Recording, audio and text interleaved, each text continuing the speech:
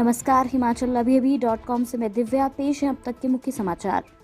कुल्लू की लग घाटी के पवनक गांव में एक मकान में लगी आग में झुलसे व्यक्ति की आईजीएमसी ले जाते हुए मौत। पांवटा से बाइक चोरी कर दूसरे राज्यों में बेचने वाले गिरोह का पुलिस ने किया पर्दाफाश, 9 गिरफ्तार। गोंडा में आधी रात पुजारी को सीने में बंदूक सटाकर गोली मारी, हालत गंभीर, लखनऊ रेफर किया गया। मध्य प्रदेश में नाबालिग लड़की के साथ हुआ दुष्कर्म, पीड़िता ने खुद को लगाई आग। हाथरस मामले में एसआईटी की पड़ताल तेज होते ही सामने आ गई भाभी, बोली पुलिस दे मेरे नक्सल होने का सबूत। कश्मीर में शीर्ष लश्कर कमांडर समेत 4 आतंकी ढेर, 1 गिरफ्तार, सर्च ऑपरेशन जारी। अर्थव्यवस्था के लिए सबसे बुरा समय बीत चुका, अब आर्थिक सुधार की रफ्तार उम्मीद से अधिक तेज। अस्पताल से लौटते ही ट्रंप ने चीन को घेरा, कहा चीनी वायरस को हमेशा के लिए मिटा देंगे। अब समाचार विस्तार से। आपके स्वास्थ्य का प्रहरी श्री बालाजी हॉस्पिटल, कांगड़ा, हिमाचल।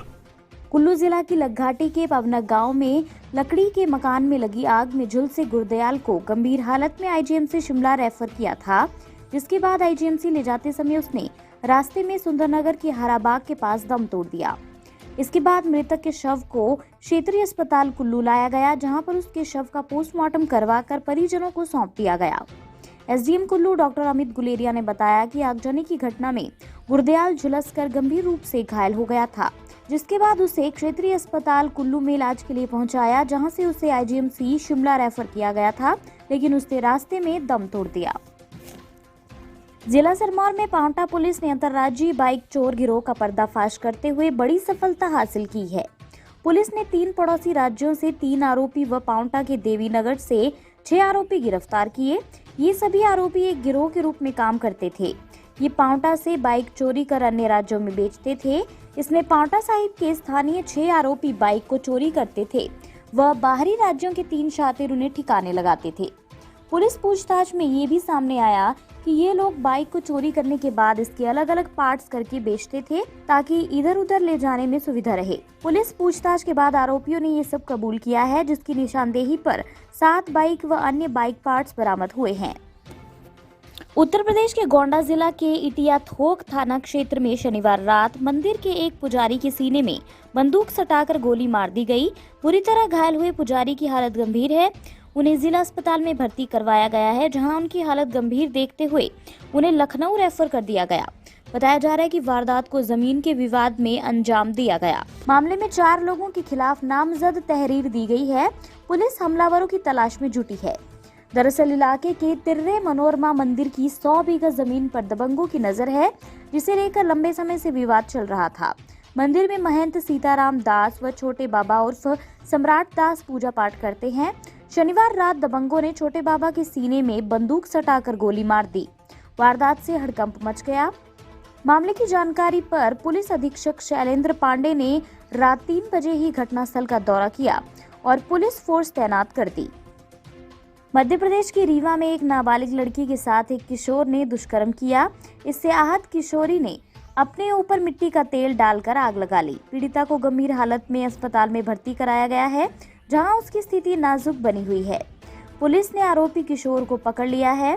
मानवता को शर्मसार करने वाली ये घटना रीवा जिला के अतरैला थाना क्षेत्र की है। 14 साल की किशोरी के साथ 7 अक्टूबर को दरिंदगी की गई। घटना के समय उसके परिजन रिश्तेदारी में गए थे और बड़ी बहन बकरियां चराने के लिए गई थी।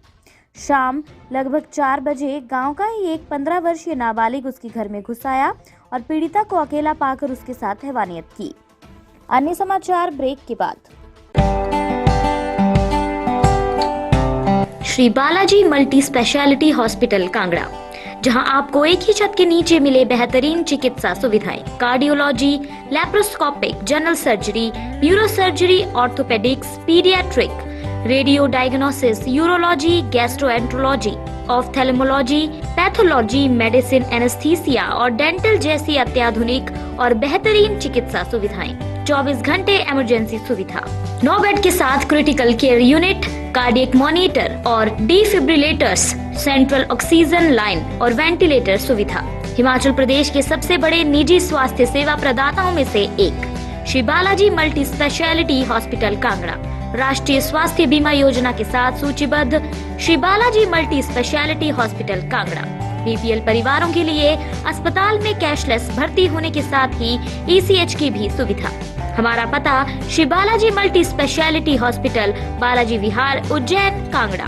संपर्क करें 9218411108 पर। Shri Balaji multi speciality hospital, Kangra.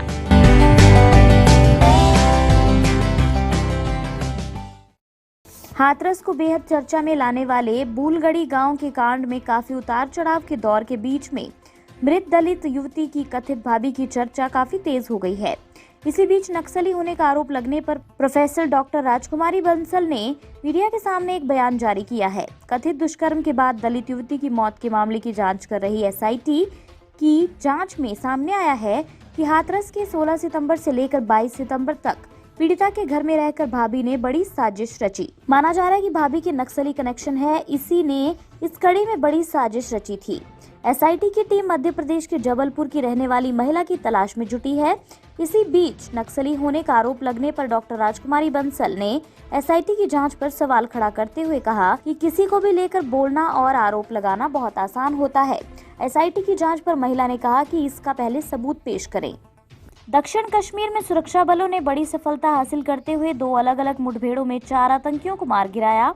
मारे गए आतंकियों में लश्कर का शीर्ष कमांडर जाहिद नजीर भट्ट उर्फ जाहिद टाइगर, एक पाकिस्तान का ए श्रेणी का जैश आतंकी समीर भाई उर्फ उस्मान और कुलगाम का स्थानीय तारिक अहमद मीर शामिल है।